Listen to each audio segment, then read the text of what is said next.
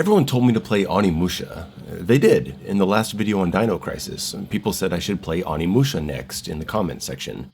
Well, most of them said to play Dino Crisis 2, and that didn't go so well. I played it for a couple hours, and I get it. It's cool, shooting the dinosaurs is fun. I like the camera angles, and I appreciate the pre-Resident Evil 4 action horror concepts and the upgrade shop and the combat credits. It just didn't really do it for me. Please forgive me, Dino Crisis 2 fans. I got some fun out of it, but I don't have enough to say for a video, and I'm just not in the mood to play it anymore, so I bounced to Onimusha and I got sucked in.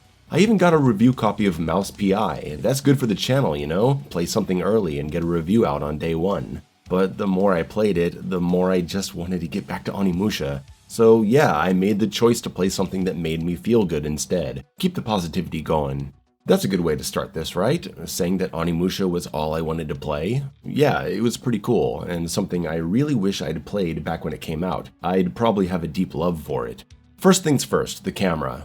Pretty good. It's a PS2 game using fixed camera, but not one that moves around like Code Veronica. It's static, and because it's static, it allows for pre-rendered backgrounds, adding to the more realistic-looking graphics for the time. I read that it was originally going to be a PS1 title, but it got changed to be a PS2 launch title, so the use of pre-rendered backgrounds makes a lot of sense. They're thought of as more of a PS1 generation graphical choice, but Onimusha and the Resident Evil GameCube titles shows that pre-rendered backgrounds were still a very powerful method of creating high-quality visuals, even more so in that time. I'm playing the PC remaster, which is pretty bare bones to be honest, and it adds in modern analog stick controls, but I decided to use the classic tank controls because they just work better with the changing camera angles, and I wanted to experience the game closer to how it was played by everyone when it came out. In combat, the tank controls are not great, I'll just say it. When you have multiple enemies around you that you're mainly fighting with melee weapons, you want that quick adjustment of the character's direction like Ninja Gaiden or Devil May Cry. Still, I stuck with the tank controls because the game was fairly forgiving anyways. Your character magnetizes to who you're attacking, and there's a lock-on that works okay, but it didn't always lock onto my intended target. It's 2001, I expect there to be some jankiness in these systems, it's fine. The camera generally frames combat pretty well. There are a few angles that don't work, and I don't think the boss fight framing is very good at all, but for the most part, I was happy with it. Similar to Dino Crisis 2, also from Capcom and coming out the year before, enemies spawn into the room, which can be problematic for a static camera. Personally, I did not enjoy velociraptors magically appearing in closed rooms off-screen and then jumping at me. But in Onimusha, the enemies are not as fast and aggressive, and the framing tends to complement the action better, so I didn't have much of an issue with it. The combat itself is cool. You could call it button mashy in a lot of situations, but the game delivered enough moments of enemy prioritization and smart decision making to allow me to say that it can be smart sometimes too. Early on, I discovered the kick, which knocks enemies to the ground, and a grounded enemy can be stabbed for an insta-kill, even really big guys. But the animation is very long and uncancelable, so you risk taking a hit. I like that a lot. I had to think about it, and I got hit plenty of times. Onimusha is not a parry-based game, and that was a relief. Just a normal guard with a counter option, and a one-hit kill attack if you perfectly time it with the enemy's attack. I rarely got that. I just swung my sword and guarded traditionally, and that was enough. When locked on, you can strafe, which is definitely useful on the hard difficulty. The animations and sound effects make combat feel very satisfying, and the magic attacks bound to each weapon were super cool. My favorite by far is the fully upgraded lightning combo. I just love letting this thing rip.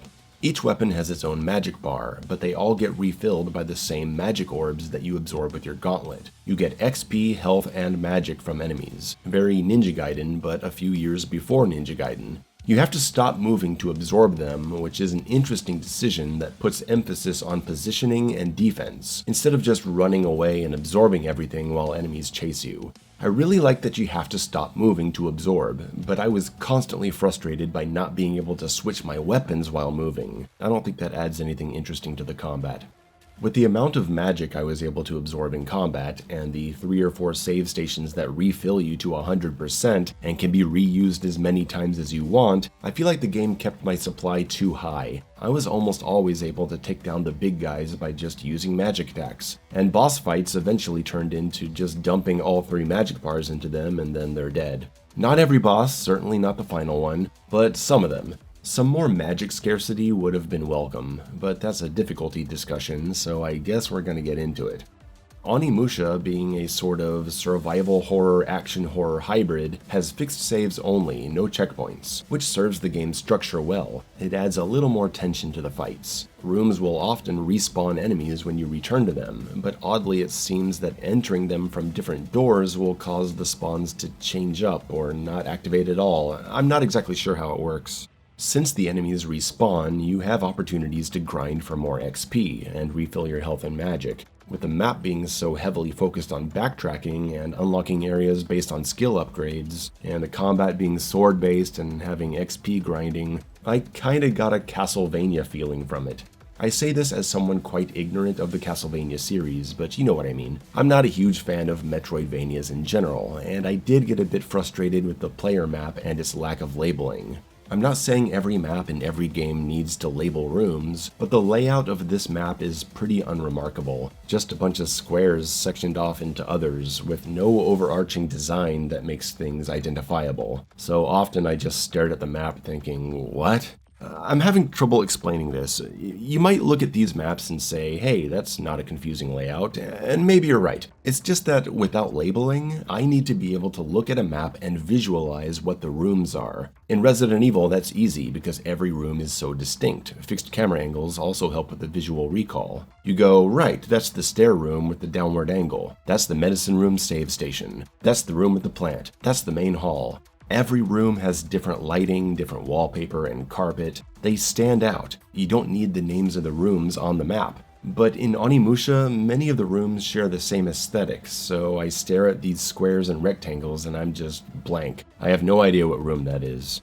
I only got truly lost at one moment, when I was supposed to go all the way back to this one locked door near the beginning, and it gets unlocked by a cutscene. As far as I can recall, there was nothing that told me I needed to go back to this door that I had no way to unlock, so I had to look up where to go.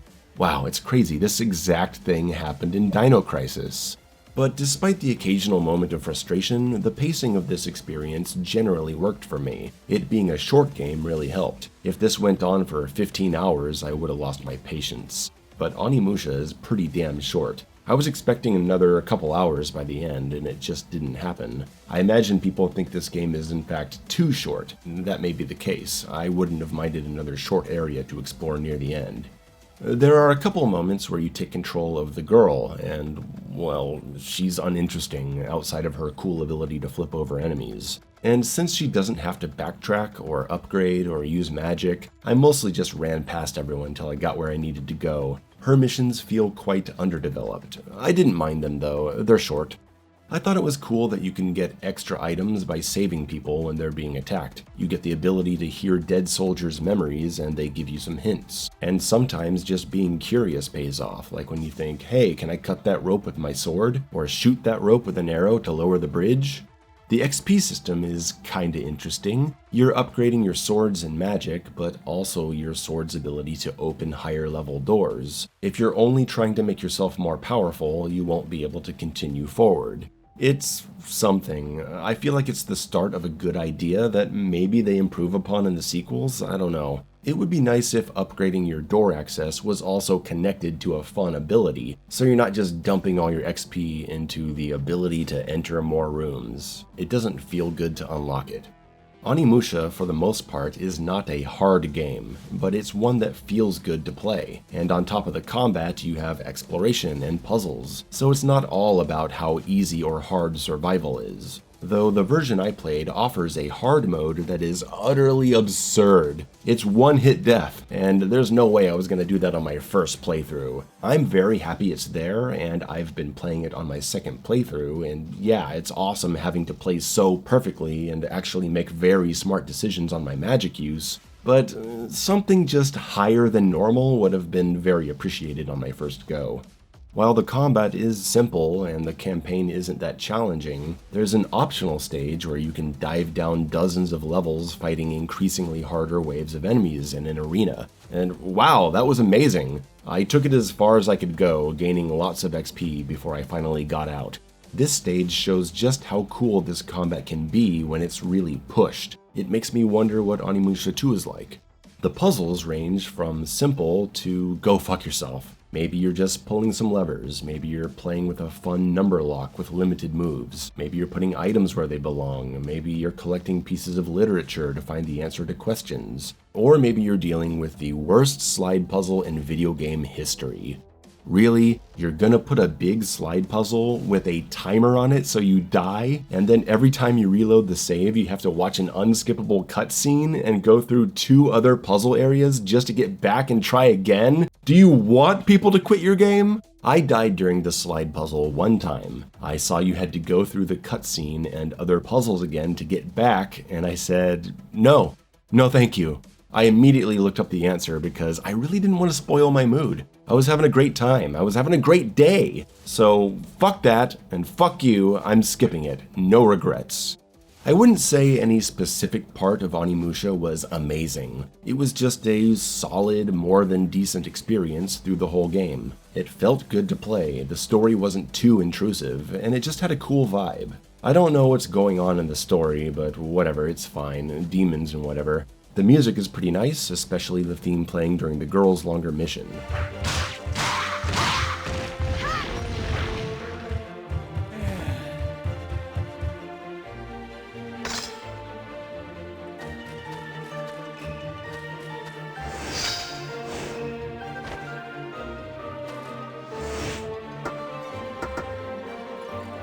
It was interesting to play something that feels like Xbox-era Ninja Gaiden, 3 years before Ninja Gaiden came out. The orb system is similar with how stuff is upgraded, health, XP, and magic are dropped from enemies, and of course there's the arcade-feeling sword action.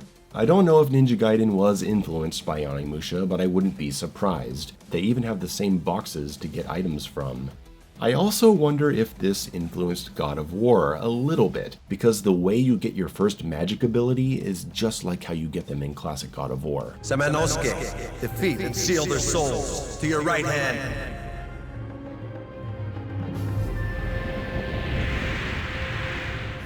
What? Destroy all the demons! Take this weapon, Kratos.